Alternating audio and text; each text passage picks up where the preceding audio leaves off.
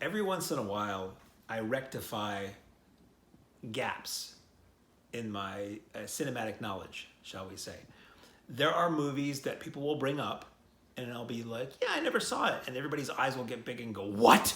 You never saw Big? And generally, I'll say, I was never interested at the time, and I just never got around to it. And if it showed in a local theater, I might see it. And I say some variation on that all the time. Well, one of the movies that I had never seen was the 1987 uber classic Dirty Dancing. Now, when Dirty Dancing came out, it was huge. It was not the kind of movie I wanted to watch when I was 13. I didn't want to watch a dance and romancing movie. I wasn't crazy for Swayze. Although, if you've ever seen Skate Town, USA, the man can move on roller skates. I'd never seen Dirty Dancing. That was a movie for girls. That was my attitude back then. Dirty Dancing was huge. It was huge in the box office. It spawned a live tour where acts would dance and perform the songs from the movie. It spawned one or two soundtrack albums that were phenomenally successful. The live show spawned one or two live albums. You buy the original soundtrack, you get the original songs. To buy a soundtrack to a live show where somebody is covering those songs and to have that be as successful as it was, that's a phenomenon. A couple of years later, there was a TV series that everybody forgets, but there was a Dirty Dancing TV series that starred Patrick Cassidy, the older brother, or somewhere in there, brother of Sean Cassidy and David Cassidy. It was on cable endlessly. It's been on video endlessly. It gets theatrical revivals endlessly. The ghost of Patrick Swayze knows what I'm about to say. So I finally watched this recently on a Blu-ray, very, very loaded anniversary Blu-ray of this movie, and I thought it was bad. I went in with no beef other than remembering, kind of what I thought I was going to think about it when I was a kid. And, it starts off with that lame 80s fake. And let me preface it with this. I am not the kind of person that puts modern notions of how the world should be. I don't apply that to old movies and think, oh, this movie's bad because of its attitudes. I don't look at old movies and not like them because of technical reasons.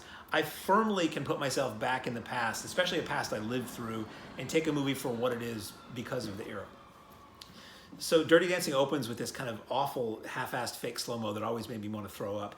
And then we first see Jennifer Grey. The basic concept of this story, if somehow you haven't seen Dirty Dancing, I think I'm the last person in the world to not have seen it, but you have this semi-affluent, comfortable, let's say, family, goes to the Catskills, to one of the grand resorts there. Jennifer Grey is the daughter. She's sort of, not the ugly duckling, not by a long shot, but she's shy and all that. And she falls in with the help, who are these, lower class, the people who are the servers and the dance instructors and everything at this resort, who have their own set of cabins far away that the guests can't go to, and they dance in a salacious manner. A salacious manner that, watching it, I kind of want to say probably wasn't done back then, but I don't know. I wasn't there. I wasn't in the background cabins in the Catskills back then. She falls in with them, falls in love, or falls for the Patrick Swayze character, Johnny, who's the bad boy lead dance instructor, dance performer at this Catskills resort. And then there's a lot of interplay with the staff and the guests and things like that. Jerry Orbach plays the father. And so when they first arrive at the resort, when we first see Jennifer Grey, I'm like, when's this movie supposed to take place? Because Jennifer Grey, I'm a stickler for haircuts. Jennifer Grey looks like she stepped directly out of 1987 into the past. Her hair looks like 1987. It looks like she walked directly from Ferris Bueller's Day Off to get in the car to drive to the Catskills. And that kind of bugged me. I'm like, she doesn't look like, when is this set again? And it's supposed to be like the early 60s, I believe. And there's a lot of that. There's a lot of kind of fast and loose with the haircuts in this movie. Basically, I think every dude showed up with whatever haircut they had in 1987. And there's like, here's a little bit of dippity-doo, slick your hair back, we'll call it the early 60s. I wasn't alive in the early 60s, but I do have to say, I've watched a lot of films and looked at a lot of photographs and a lot of news footage from the early 60s. And honestly, right up, unless you were a dirty hippie, right up to somewhere in the 70s, most guys had crew cuts. I'm just saying, not everybody. You had your greasers in the 50s and all that, but really crew cuts were kind of the norm. So the story of Dirty Dancing, it's the girl who falls for the bad boy. Surprisingly, most of this film revolves around an abortion. which is not what you would think the film that set so many preteen female hearts aflutter for the last several decades would be a movie that's essentially about the aftermath of an abortion. But that's what this is. This is an abortion movie. So it's like, woo, let's give me some of that. It takes on surprisingly heavy themes, which surprised me because I did not expect that. I just expected it was dancing and the power of love and wrong side of the tracks and cross-cultural semi-class warfare. No, this was like there's heavy stuff in this movie. And it handles that pretty melodramatically for the most part. A lot of the dialogue in this movie is not good. I was just surprised. Again, I'm not going to take anything away from a movie that people love. Generations of people, or two, love this movie. This movie would not still be known if it wasn't for how it connects with people on some level. I'm thinking it's not a lot of straight males that connect with this movie, but that's just me. I just thought it wasn't good. Yes, Patrick Swayze, an excellent dancer. That's irrefutable. The guy's really good. And there's some excellent dancing in this film. There's also some music in this film that sounds extremely 1987 that they are listening to in the early 60s. And I cried BS on that hard. There's a lot of great 60s tunes in this. The soundtrack, there were music videos made for old songs that played MTV and were successful because they were in this movie. But you have that Time of My Life song that when this movie came out was inescapable. Every time for that few months that was popular, I would turn on the radio. It was that and We Built This City. It drove me like to the brink of insanity as a kid. I would turn on the radio and it would always be like, I'm going to turn on Q106. Well, turn it off. Let's put what's on the other channel. No, Bill, give me a break. For a year, it was all I could hear. It was the time of my life. So anyway, I'm watching Dirty Dancing, and I know this song is in there because it was the big hit from the soundtrack. That and She's Like the Wind, the Patrick Swayze song.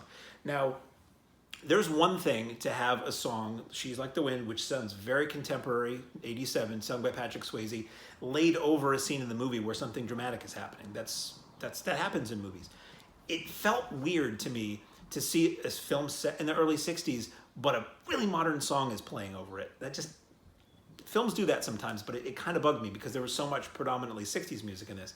But then at the end, the climactic scene, I don't want to give it away, the climactic scene where Baby is taken out of the corner and we start hearing Time of My Life, and I'm like, oh, they're just laying this over the scene. They're probably dancing, really, in the context of the film, they're dancing to some 60s song. Then people start singing along with it, and I'm like, what? So these people in the early 60s somehow, apparently Patrick Swayze was a time traveler. And he jumped through a wormhole to go into 1987 and get a demo of this Bill Medley song that sounded like 1987 and whisk it on back to the end. That's where he's out of the movie for a little while. You think Johnny's gone. He's traveling forward in time to get this song that sounds so completely 1987 to play to all these people in the Catskills in the early 60s. And I'm just like, this is just stupid. It yanked me out of the movie. That, and there's some just moments where this waiter who's a bad guy in the film, who's just a sleaze, who Jennifer Grey's sister is falling for, and Jerry Orbach is like, why couldn't you get an upstanding guy like him? Don't be with this ruffian, leather-clad, tight pants-wearing Patrick Swayze guy. This bad guy basically reveals how much of a sleaze he is to Jerry Orbach in a way that nobody ever would. It's just Jerry Orbach's like, here, you're a good, fine, upstanding young man. Here's a check for your college. He's like, yeah, I've been banging some broads. I'm getting an abortion. I'm like, what? You wouldn't be talking to the guy who just handed you a check like that. I get worked up.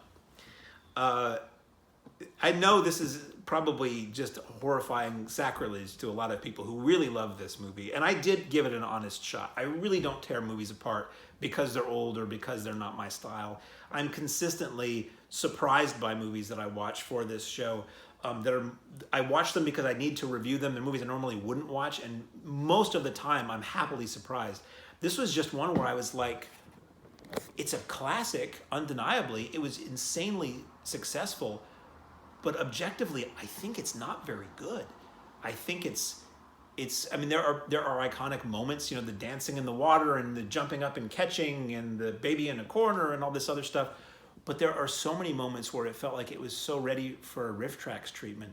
this giant dance number at the end of the movie where, and I know I've been told there's a reason why this would happen, but at the end of the movie, Patrick Swayze busts into this talent show and he starts boogieing down with Jennifer Grey and this routine they had practiced and all this.